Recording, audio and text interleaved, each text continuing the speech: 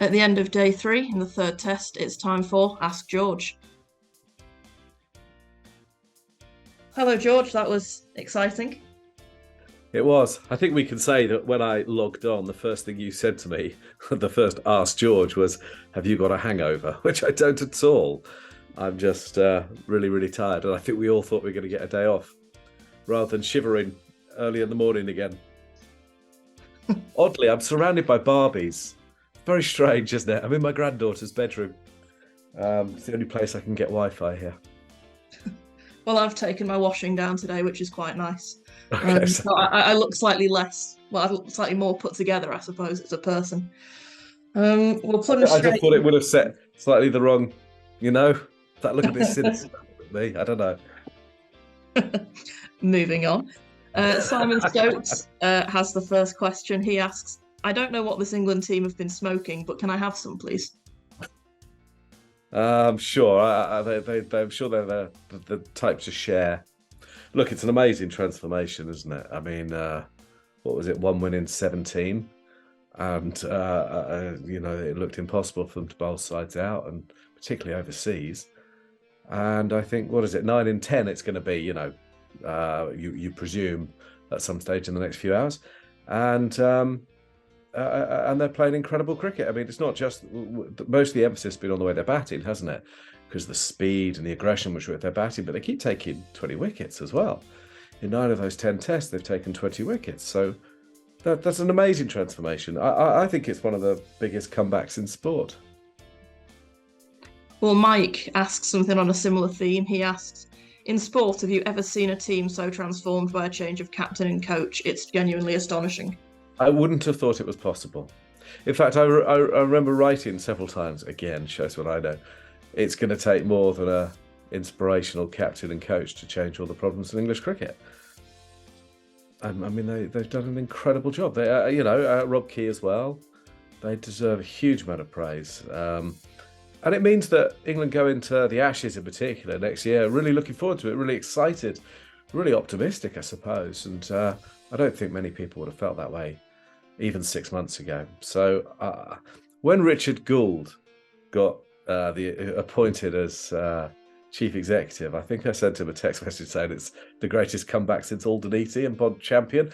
I know that's before your time, but Bob Champion and Aldeniti won the Grand National, I want to say in 81, and Bob Champion had cancer, and Aldeniti had some tendon, I think, problem. Aldeniti's a horse, and probably might have been put down 9 times out of 10. And together I think they won the National in 81. And I thought Richard Gould's comeback into cricket, which is incredible, was the greatest comeback I could think of in the sport. But this is ridiculous. So, I can't. And it's been a pleasure for the second game in a row. So it's been a pleasure to be proved wrong. Innocent bystander asks, has Stokes been so nice to cricket this year that Santa has decided to give him a fully functioning leg spinner? Yeah, I mean, it's been... Yeah, maybe he deserves it. I think he's used him really well. It's an interesting expression, fully functional leg spinner, because of course, and I don't want to take anything away from him because he's 18 and he's so far beyond where he should be for an 18-year-old. But he's obviously not the finished article. I mean, no one expects him to be. I don't think he'd pretend to be. But he's been used really, really well. The piece I've written today actually is about the variety in the attack.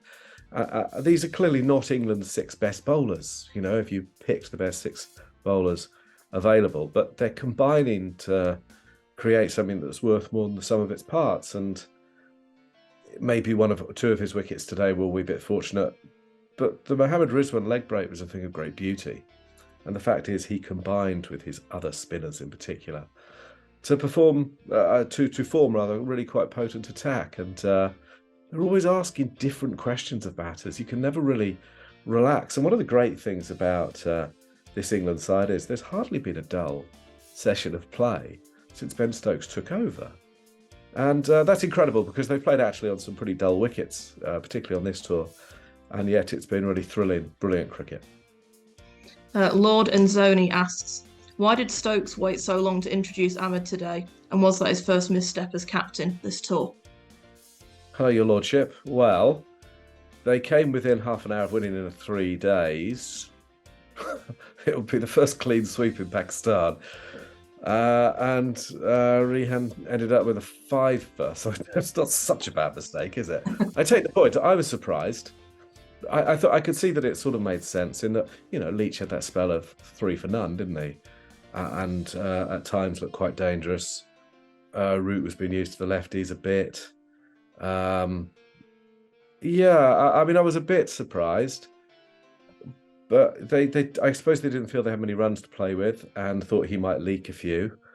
But you'd have to say in the end, you're going to look at this tour as a tactical masterclass by Ben Stokes, in terms of his tactics, in terms of his man management. And there were all sorts of things today I thought he did really well. He brought on Root, almost immediately takes a wicket with a lefty. Wood comes back, almost immediately uses his pace to take a wicket. I thought it's quite hard to pick fault with Ben Stokes and his captaincy, really. Dave Strudland asks, is this the greatest Test series victory for England? Crikey. I don't think it is, actually. But I think the fact that you're even able to ask the question, and it's not a ridiculous question by any means, but just, 2012, they won in India again. I mean, look at that India side. I'd imagine them doing it again. So 2012, and these are just the ones I've seen. 2010, 11 in Australia, they won 3 of those tests by an innings. No one's ever done that before, and I don't suppose they will again. And also there was a clean sweep in Sri Lanka, which we sort of take it for granted now, but it was a hell of a result. So there have been lots and lots of really, really good performances, but all things considered, I don't think I've seen better than that 2012 in India. But the question's completely reasonable. It's an amazing victory. It's a terribly tough place to win. We know that historically, but also the wickets have been so flat. But let's be honest, it's not a vintage Pakistan side. But yeah, I don't want to take anything away from it. So fair question, probably not, but it's right up there, and it just continues an incredible career. Incredible year. So you just go back a few months, and England kept losing white ball cricket, which they haven't done for a while. They'd won 1 test in 17. Well, now they've just about won 9 in 10, and they're world champions. It doesn't get much better, does it? So, and I don't know who's going to want to face England right now. What do you think is going to be the big judgment test for this side? Is it going to be the Ashes next summer, or will it be Australia for the Ashes in 2 years' time, where they'll kind of come full circle from a disastrous Ashes, and what they do there will kind of define this period? Well, English teams are, and English captains are, rightly or wrongly, personally I think it's wrongly, judged on what they do in the Ashes. But there is a World Test Championship now. It's far from perfect, but, I guess that should be the bar.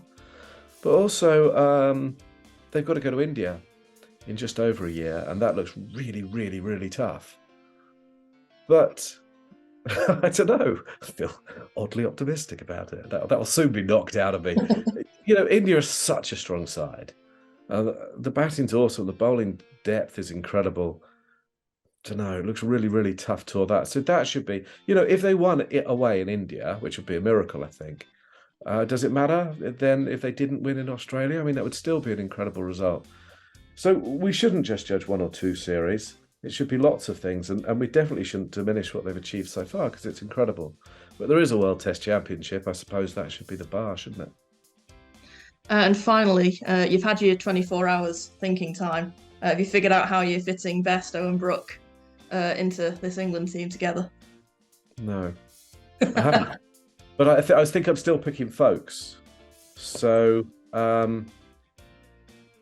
you're probably looking at one of the... Yeah, you probably have a difficult decision to make about the openers. And I don't know that... I don't know how you fit Rehan Ahmed in either. Do you play him as the number 1 spinner? Well, you probably don't, do you? But maybe that's terribly negative of me. Maybe that's old English and, ridiculously conservative and stuff. But I would still want to play Folkes. And I think on the quiet, Folkes had a really terrific game. Again, that partnership with Brooke... you go from a situation where England could have had a deficit of 100 to having a 50-run lead, and he's kept quietly but brilliantly. So I would still argue to find a way to keep him in, and then you're looking at who else misses out. And let's remember, this is a good problem. Johnny Bairstow's how old? 34?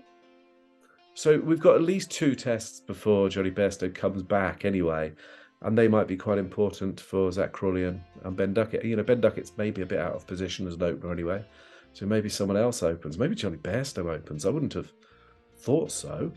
You know, Joe Root's got 100 as a test opener. He could do it. Don't know.